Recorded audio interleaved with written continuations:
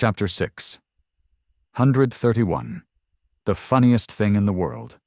Sonny froze, unsure of what the wisest course of action would be. What to do?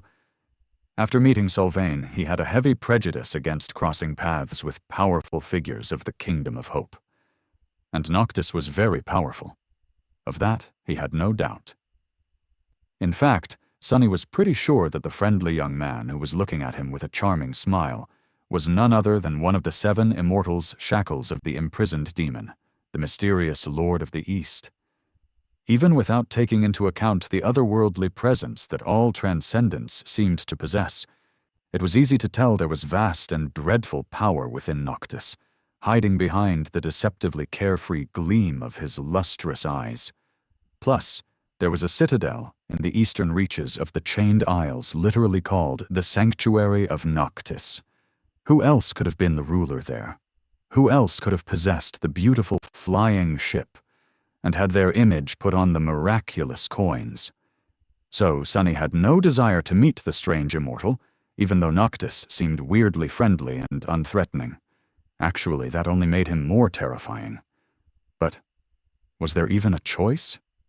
It was not like Sonny was in any shape to escape from a saint, let alone an immortal sorcerer that even corrupted abominations seemed to be wary of.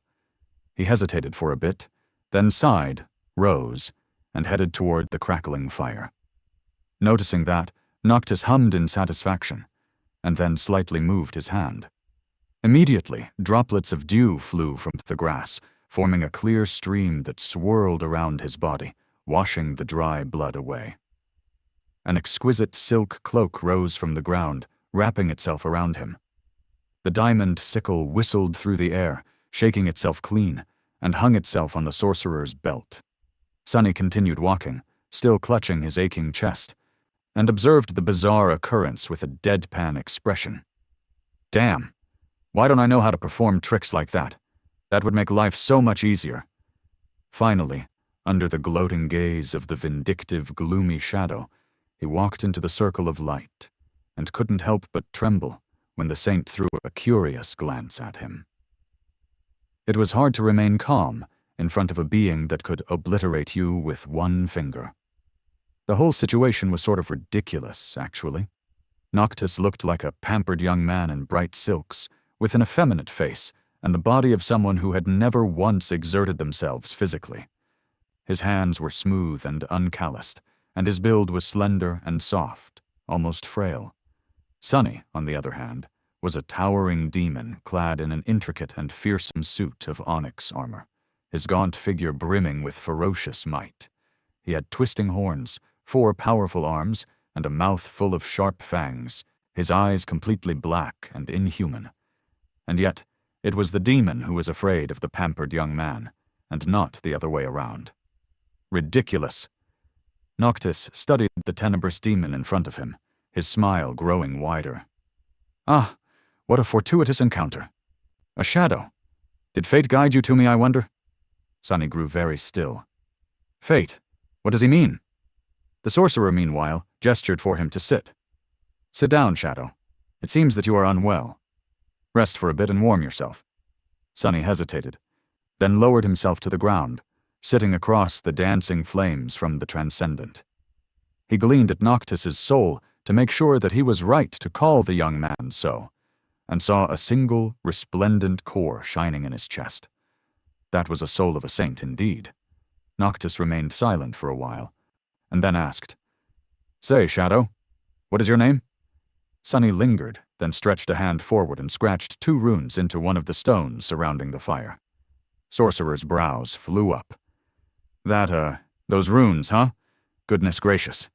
Now I am sad that I wasn't as studious as my mentors demanded, all that time ago. Those boring charlatans. Well, let's see.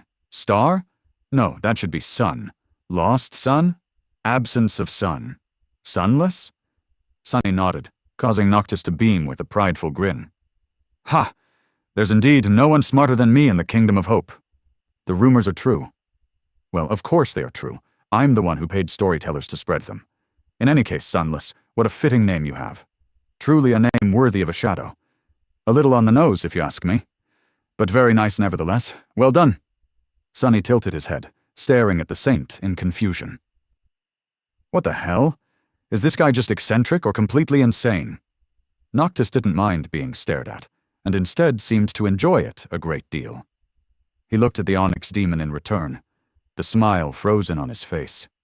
The humor in his eyes slowly disappeared, making way for a strange, dangerous gleam. Sunless, since fate itself has brought us together, can you answer me a simple question? Feeling tension spreading through his exhausted body, Sonny grew grim, and then slowly nodded. This is not good at all. Damn it! Why is everyone in this place crazy?